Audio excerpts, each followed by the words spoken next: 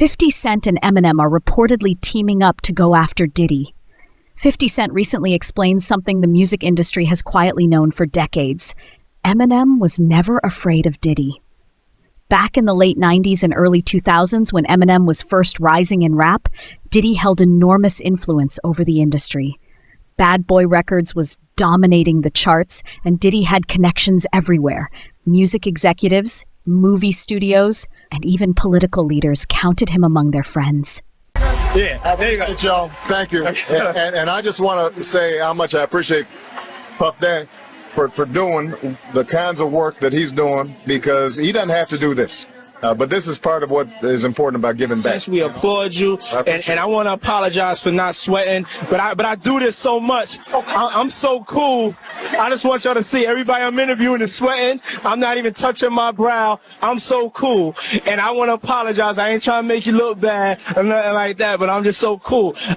We T-shirt. I tell you, if he was wearing one of those fancy designer clothes he's designing, he'd be sweating just like me. While most rappers played politics, avoided naming names, and stayed silent, Eminem kept his distance from Puff from the very beginning.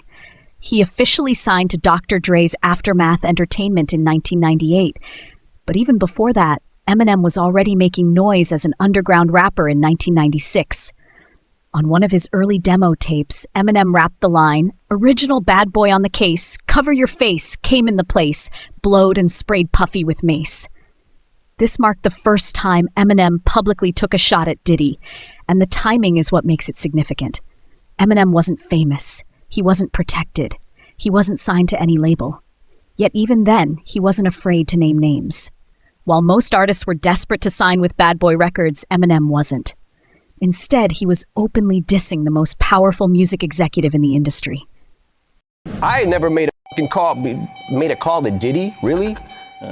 I got Diddy's number, just hit him up. Yo, Diddy, what up? Never happened. And it wasn't just Diddy that Eminem kept his distance from. Suge Knight, the CEO of Death Row Records, was another powerful figure in the industry. Suge was widely feared and carried a dangerous reputation. He spent time in prison on multiple charges and was even linked to a murder. Death Row Records was built on intimidation, violence, and silence. Allegedly, Suge would physically assault artists who disagreed with him. Some of the biggest names in hip-hop, Tupac, Snoop Dogg, and Dr. Dre were under his umbrella, and crossing Suge was widely seen as career suicide. Eminem, however, wasn't interested.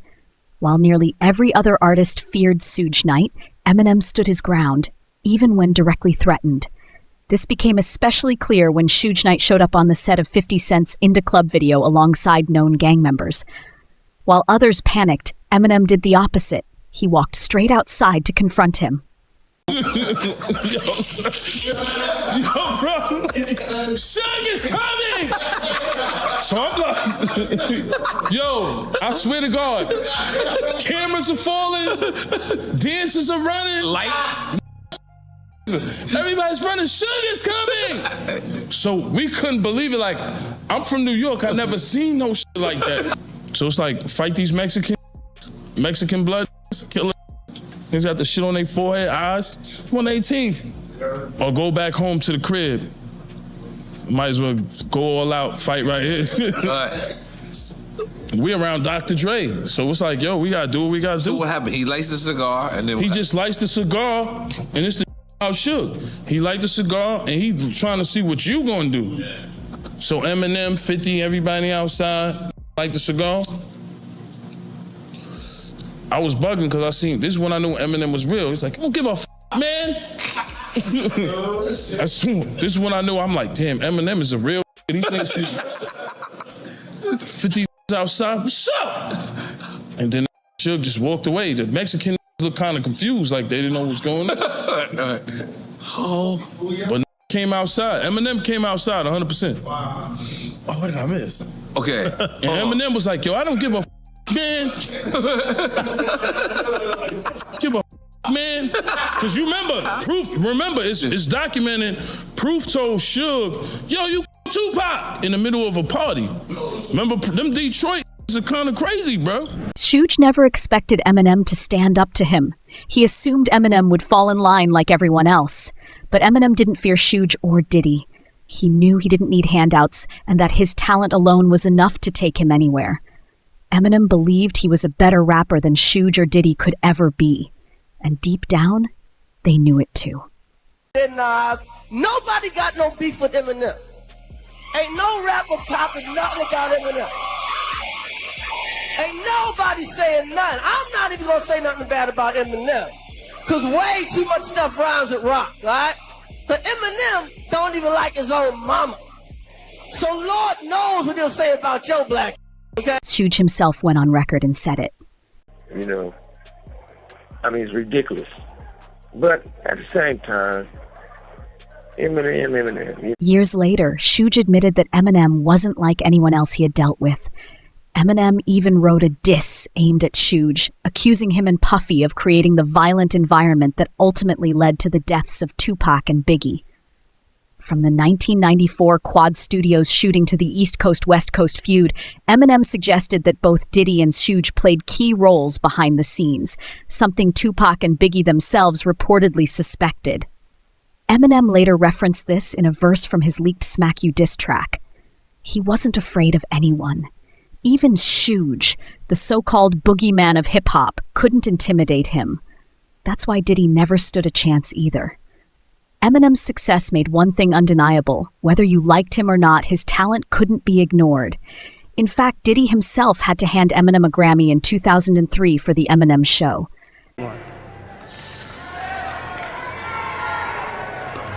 And the winner is Eminem, The Eminem Show. Yes, sir. The two never engaged in a direct head-to-head beef, but Eminem continued to release verses that took shots at Diddy. His disses weren't always obvious, but when they were, they hit hard. On Fuel, Eminem delivers lines that reference the violence and politics of the 90s rap scene, subtly hinting at the roles Diddy and others may have played in the deaths of Tupac and Biggie. One verse goes, "Rip, Biggie, and Pac, both of y'all should be living, but I ain't trying to beef with him because he might put a hit on me like Keef D. Get him." For those unfamiliar, Keef D, real name Dwayne Keith Davis, is a former Southside Compton Crips member who was charged in connection with the 1996 murder of Tupac Shakur. Keef D has alleged that Diddy was involved in arranging the hit on Tupac, a claim first highlighted in a 2015 documentary and later revisited in 50 Cent's documentary The Reckoning. During the Biggie Smalls investigation in the early 2000s, the filing reads, the three LAPD and FBI agents were part of a task force to solve the shooting of rapper Notorious B.I.G., also known as Biggie Smalls, legal name Christopher Wallace. The task force, through a sophisticated criminal investigation, obtained sufficient evidence that would prove Mr. Davis was the leader of the Southside Crips and his gang was responsible for over 360 kilos of and PCP. Mr. Davis provided 3 interviews to obtain immunity from prosecution. The final interview were solely questions regarding the Tupac Shakur which Mr. Davis was also provided immunity from prosecution. So during a December 2008 interview with investigators, that is when Davis allegedly started to spill the beans about his one-time friend, Sean Combs, who he refers to as Puffy. He claims Sean Puffy Combs solicited Mr. Davis to kill Suge Knight and Tupac Shakur for $1 million. Eric Zip Martin, an associate of Puffy Combs, provided Mr. Davis with a gun to exact revenge on Tupac Shakur for the beating Mr. Anderson received. Now, Davis reportedly told the investigators that even though the job had been partially completed and Shakur was killed, neither he nor Anderson ever got paid. He later revealed that he believes Combs had paid the go-between Zip Martin, who he claims kept the money for himself. And he said much of the same thing in a 2009 interview a year later, because according to the motion to dismiss, the Las Vegas Metropolitan Police Department, as far back as 2009, was in possession of the same set of facts that the Clark County District Attorney is now alleging makes Mr. Davis responsible for the Tupac Shakur. The Clark County District Attorney's Office has offered no reason as to why it waited another 14 years to prosecute a case against Mr. Davis. Mr. Davis has been irreversibly prejudiced by this unnecessary delay in prosecution of this case, and Mr. Davis's constitutional rights have been violated in an extraordinary manner never before witnessed in the annals of the American criminal justice system. Just to give you a sense of how dangerous Diddy is, Keef D filed a lawsuit accusing him of being responsible for Tupac's death. Days later, Keefe D was attacked and narrowly avoided going back to prison. Alan walks us through what happened. Dwayne Davis is answering for a jailhouse brawl. Here's what court records show, along with images from surveillance video released by Las Vegas Justice Court. On December 23rd, Davis was being escorted back into his cell when another inmate, Rockland Hamilton, who's also facing a charge, is standing to the right by a sink in this room. Hamilton walked over to Davis and squared up, looking ready to fight. They started throwing punches and grappling, and the officer escorting Davis called for backup, gave verbal commands too for the inmates to stop fighting, and then hit them with pepper spray. Before backup officers arrived, the two inmates kept grappling and throwing punches and were eventually separated after backup officers got into the room. Both Davis and Hamilton face battery by prisoner charges. Mike Allen, Fox 5 News, local Las Vegas. Interestingly, around the same time, an investigation into the murder of Tupac Shakur was restarted by his family. They hired attorney Alex Spiro to look into the case. Tupac's brother, Mopremi Shakur, also released a statement about the incident, saying he has long been suspicious of Diddy. This coming from attorney Alex Spiro, who represents Tupac's family. Now, this investigation had been previously reported by unnamed sources, but earlier today, Spiro confirmed to our Court TV team that he and a team of investigators has been hired. Sean Combs allegedly had business dealings with Dwayne Keefe D. Davis, who will go on trial next March for the murder of Tupac. This was back in 1996. Some have speculated that Diddy ordered Tupac's death. That, of course, is just a theory at this point, and we are monitoring the developments in both the Tupac trial and the federal indictment of Sean Diddy Combs. So a lot of information to come on that one. Let me ask you this. I get it. When you have a case that's 5 years old, it's hard to get overwhelming evidence that meets the burden of proof beyond a reasonable doubt. When you have cases this old, no matter what Fiddy has found out and put in this documentary, do you see it at all ever possible that Diddy could be involved in a murder trial when it comes to Biggie and Tupac? It could be possible, yes. However, like I said, they need a lot of corroboration to make that stick, because it's really alleged right now as to his involvement. It's not anything that's substantial or concrete that he was involved.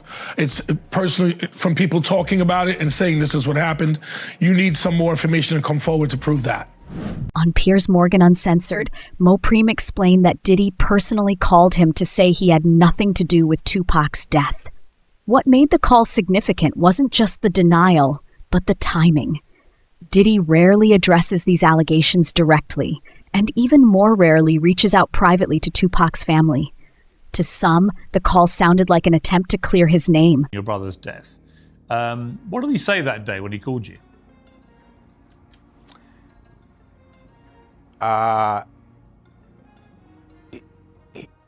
He was in town. He was in LA at the time.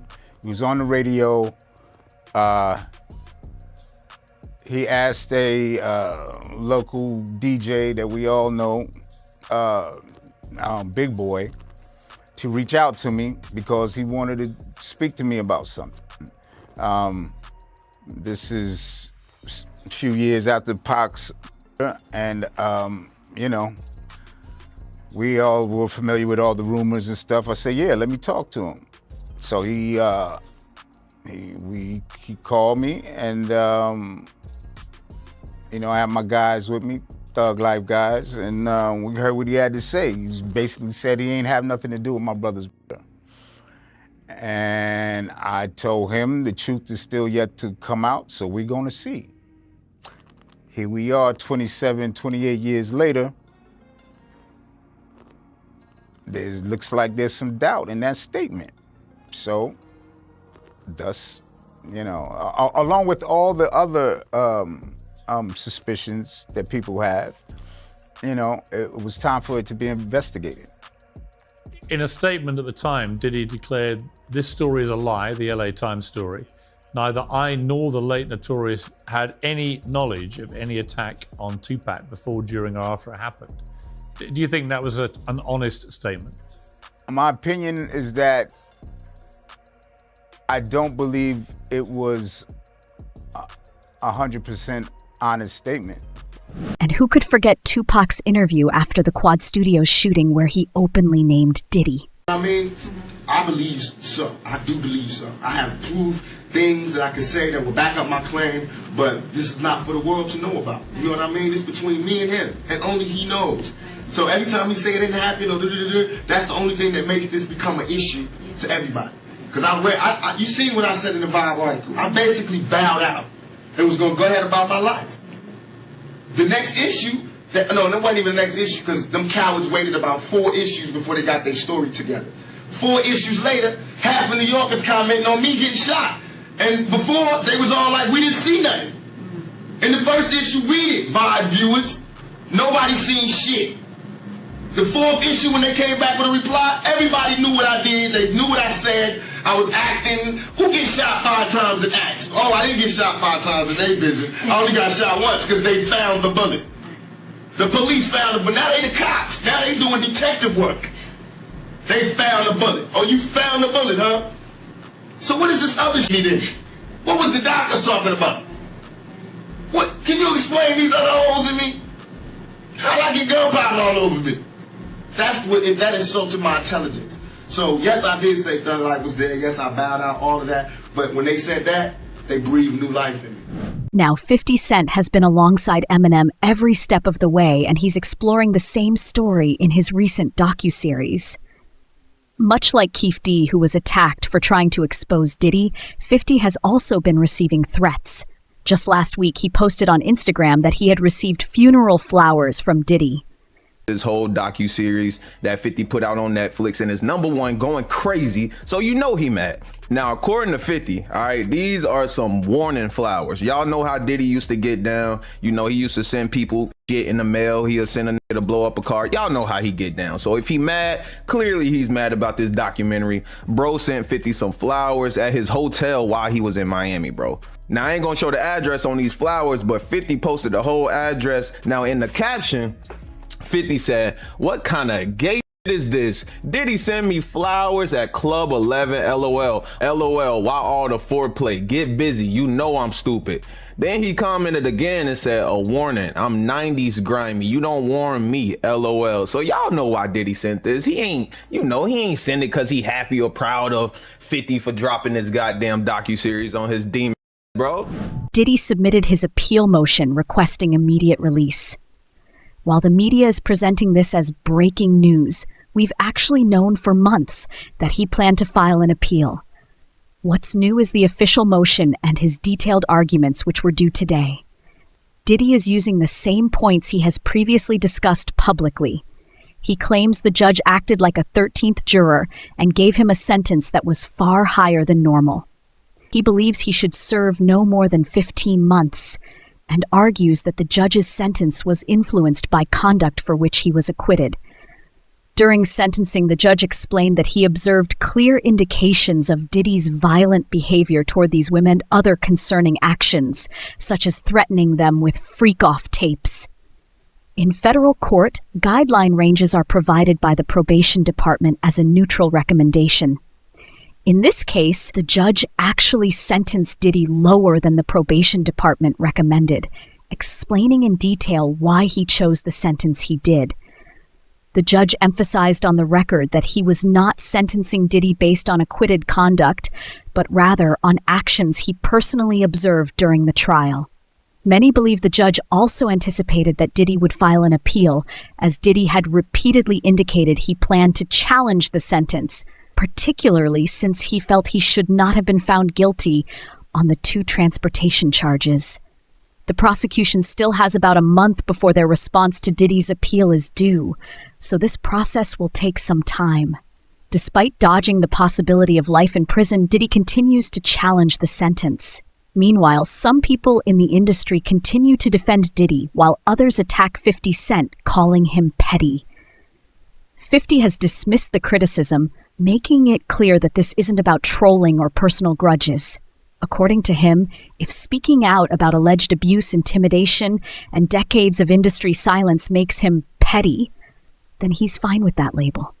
50 Cent tells the Gold Derby in an interview published December 9th that he really doesn't sweat the criticism, saying, "I accept that, I'll take that, I'll wear that. I have antics that I have become comfortable with on social media." And while some believe the docuseries is a quote hit piece on Combs, the rapper maintains that was never the intent, explaining they did characterize it as a hit piece in the very beginning. It's because they didn't get a chance to watch it when they were saying that. And then after they see it, you see everyone's changed their mind and it's become the #1 doc. And as for Combs' thought on the Netflix series, the mogul spoke out against his rival shortly before the project hit the platform, with his attorney telling Variety on December 1st, Netflix's so-called documentary is a shameful hit piece. Netflix relied on stolen footage that was never authorized for release. As Netflix and CEO Ted Sarandos know, Mr. Combs has been amassing footage since he was 19 to tell his own story in his own way. It is fundamentally unfair and illegal for Netflix to misappropriate that work. So when 50 Cent says Eminem was never scared of Diddy,